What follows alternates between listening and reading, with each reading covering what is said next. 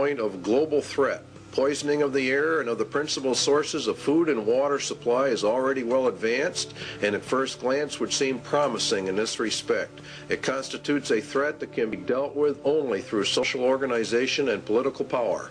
But from present indications, it will be a generation to a generation and a half before environmental pollution will be sufficiently menacing on a global scale to offer a solution as a substitute for war. In other words, we replace the war threat with an environmental threat.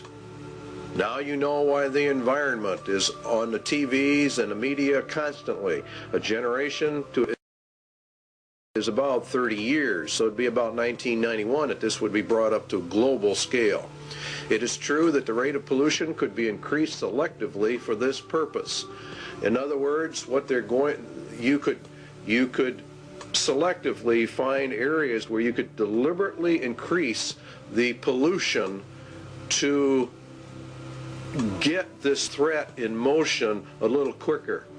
It is true that the rate of pollution could be increased selectively. In fact, the mere modification of existing programs for the deterrence of pollution could speed up the process enough to make the threat credible much sooner. In other words, let's have the governments drag their feet on pollution controls or the enforcement of pollution controls. And around the world, that's exactly what we have seen, a matter of foot dragging on the areas. One would then perhaps get the concept that this was all deliberate.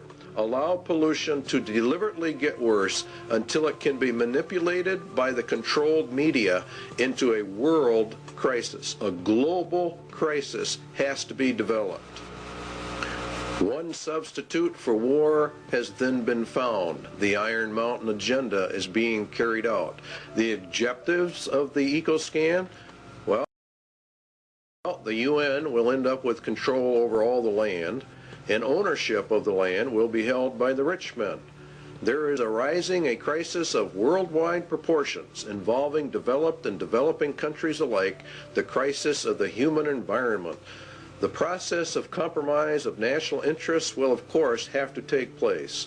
International economic security is inconceivable unless related not only to the world's environment, but also to the elimination of the threat to the world's environment. Well, the only major threat is private property ownership and private property rights, where people can do as they want. Let us also think about setting up within the framework of the United Nations a Center for Emergency Environmental Assistance. You can see how they're raising this thing up to an emergency status, an emergency level. And that's what Mikhail Gorbachev said in December 8, 1989 in a speech to the United Nations. The United Nations will be the controller of all the lands in the world through their various ecological, environmental organizations that they are in the process of setting up. In fact, the Rio Earth Summit was for that specific reason. Now, it's owned by the rich men. That's who owns the United Nations. That's who actually runs it. Eco foundations of the World Wildlife Fund, Heritage Trust, Nature Conservancy, etc. There's a lot of them, and you have many UN organizations. And the rich men of the earth sit on the boards of directors on all of these groups. These groups are buying up huge chunks of private land for conservation, they say, and to preserve the earth. And of course, all of it is to be owned by the rich men.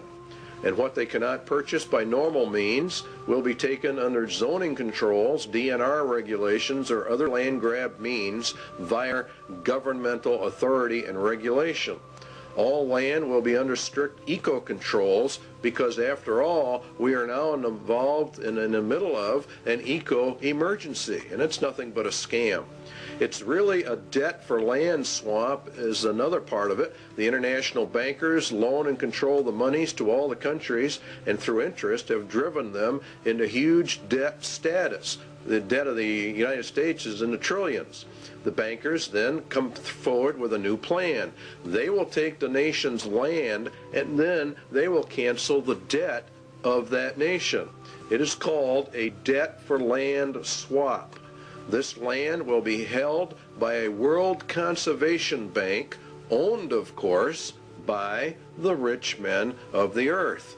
They will then own all the land, all the resources, all the food. They become the absolute masters, and all the people become the slaves. It's a perfect scam. It's a perfect system. Because the eco-threat is now global, then obviously it can only be controlled by a global authority. And guess who that is? Why, of course, it's the United Nations. Now, the eco-scam is being pushed by every organization that's involved in the environment. Even Time magazine ran an article on the endangered earth. It's being put in all your children's school books, all of their study books, about the crowding of human life, about how we have such an ecological crisis, an environmental crisis, and unless we all do our share, why the whole world is just going to disintegrate and the entire population of man will be eliminated. Searching safe economic replacements for CFCs is a vital part of solving this serious environmental issue.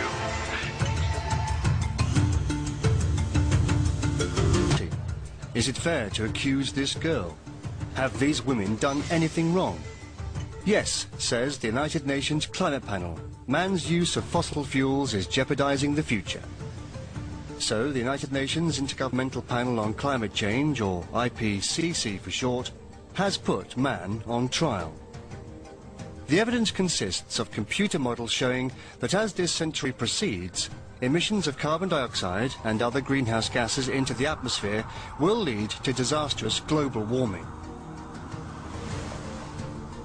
But a number of internationally acclaimed climatologists say it is far too early to put mankind on trial. The warm period we're in, not in the context of or in the perspective of past climates. Interesting diagram. One of the things about the climate change issue that is a great concern to me is the fact that some of these policy decisions could cost quite a lot and yet have no effect at all on the climate. In my commission, I can hardly find anyone which would subscribe to the IPCC scenario. Now, as we approach our time, we can see that in the period between 4,000 years ago and back to the period 2,000 years ago, which is actually the Roman age, the temperatures have been decreasing in Greenland by 2.5 degrees. Then the temperatures increased gradually up to a maximum point around the medieval warm period, we call it 1,000 years ago. And then temperatures declined and goes down to a minimum around 1650 AD, comes back up a little in the 18th century, and then around 1875 we have the lowest point in the last 8,000 years, right here, and that matches exactly the time when meteorological observations started.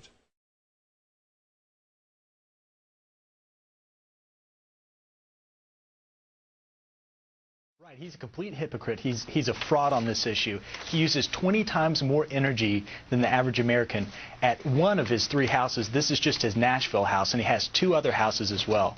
And not only this, but he owns one of the most polluting zinc mines in the state of Tennessee.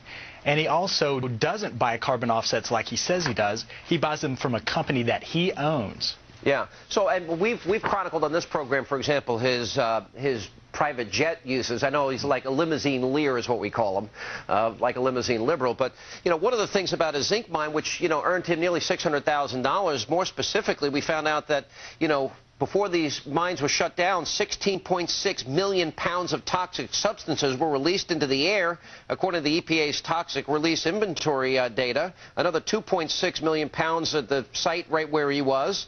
That's a lot of polluting for one person, considering the private jet use, his electrical use in just one house. It certainly is, and you think about this issue that he says he's concerned about his grandchildren, about the future of the world, and he's obviously not concerned enough to take the steps in his own life to reduce, first of all, his energy consumption, and when this zinc mine was in operation, cleaning up the zinc mine. So he's a complete fraud. He's a guy who's a snake oil salesman who's gotten people to buy into this global warming hysteria to line his own pockets.